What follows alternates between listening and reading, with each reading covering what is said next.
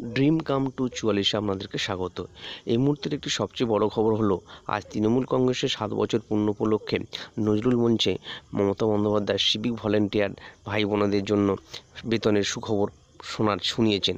তার পাশাপাশি সরকারি কর্মচারীদেরকেও প্রচ্ছন্নভাবে ডিএ এবং 6 পে কমিশন সম্পর্কে একটা আশার আলো শুনিয়েছেন। চলুন আমরা শুনে নিই কি সেই আশার আলোটি। যে একসাথে তো সবাইকে করা যায় না, যতটা পারি ততটা করি, চেষ্টা করি যারা কাজ করে কাজের মর্যাদা দেওয়ার জন্য।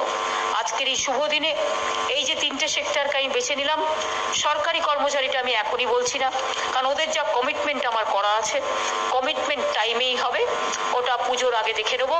কাজেই আমরা যেটা বলেছিলাম আমরা ঠিক টাইমে করে দেবো, 1 বছর টাইমের মধ্যে, ওটা finance minister is taking care, সুতরাং ওটা চিন্তা করার কোনো কারণ নেই।